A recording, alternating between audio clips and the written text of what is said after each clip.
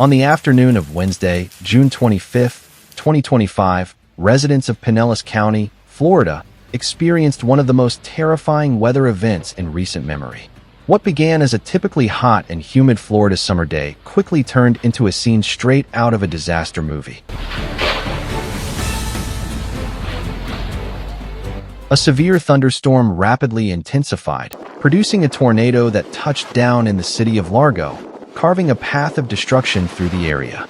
The tornado's formation was preceded by a combination of atmospheric conditions that meteorologists had been tracking for hours. A high-altitude, low-pressure system moved across the Florida peninsula, amplifying the instability commonly seen during coastal afternoons. As sea breezes clashed with hot air masses, violent wind gusts, hail, and the eventual formation of a funnel cloud became inevitable.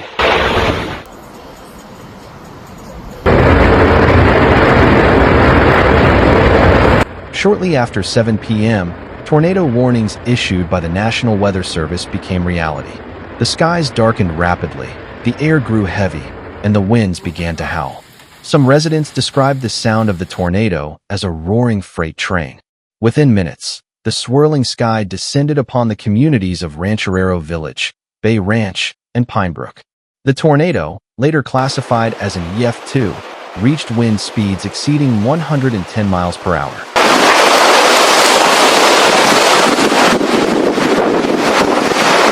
Its erratic but forceful path devastated densely populated areas, especially those with mobile homes.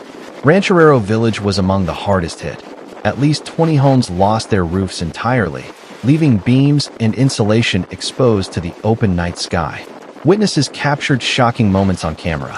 One doorbell video showed a mobile home being lifted from its foundation and hurled into the air by the wind, while another nearby structure appeared to suffer the same fate.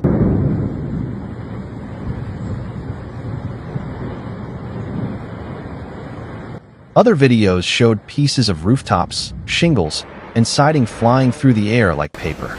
In Bay Ranch, the devastation was just as intense. Awnings were ripped off, carports destroyed, and power lines buckled under the weight of debris. Several streets became impassable, blocked by fallen branches, twisted metal roofs, and scattered residential items. The blare of sirens mixed with cries of disbelief and the constant wailing of alarms triggered by the chaos.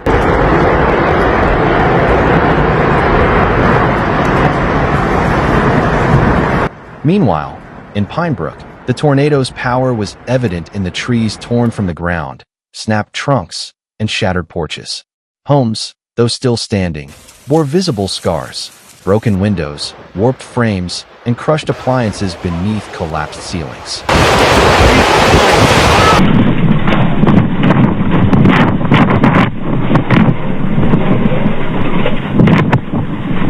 Aerial footage taken at dawn revealed a bleak landscape, yards littered with debris, vehicles tossed from their driveways, and roofs entirely torn off. Remarkably, despite the intensity of the storm, no fatalities or serious injuries were reported.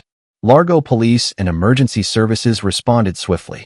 With flashlights, chainsaws, and specialized vehicles, they began clearing streets, inspecting homes door to door, and sealing off damaged gas lines. Their top priority was locating any trapped victims and restoring essential services. Duke Energy reported thousands of customers without electricity across the county.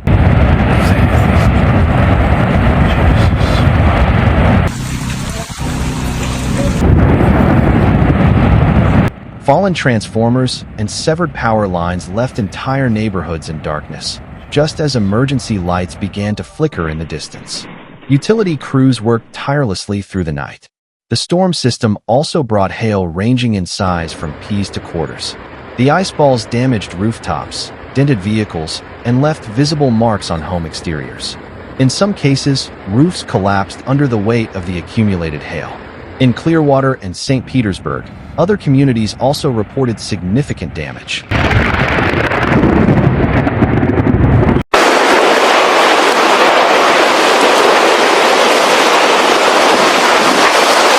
Uprooted trees, blocked roads, and shattered roofs added to the storm's toll. Although the tornado caused the most visible destruction, The overall storm triggered multiple simultaneous emergencies. The National Weather Service dispatched assessment teams the following morning to evaluate the tornado's path and strength.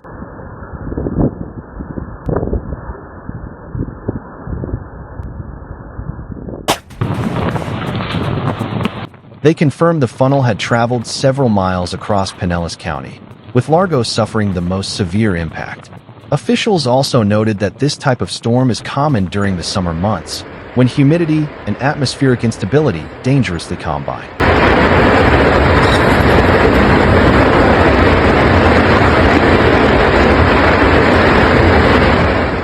Shaken residents shared their experiences with emotion. One woman in Rancherero village recounted being tossed around inside her own home as it was lifted by the wind. Miraculously, she escaped with only scrapes. Others said they barely had time to grab their children or pets before dashing to bathrooms or hallways as their walls began to shake. Beyond residential areas, the storm also wreaked havoc on commercial zones near Belchure Road, where a shopping center reported severe structural damage. Piles of twisted metal, roof remnants, and wall panels completely blocked entrances.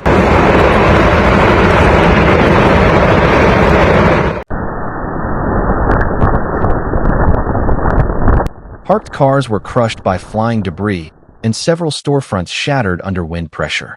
Witnesses reported that debris continued swirling in the air even minutes after the tornado had passed.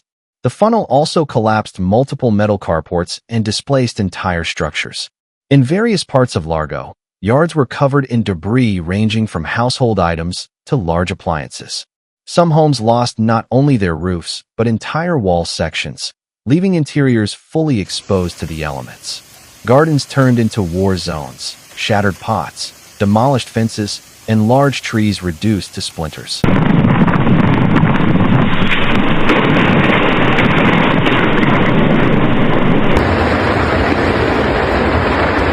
Rancherero village, in particular, painted a graphic picture of devastation.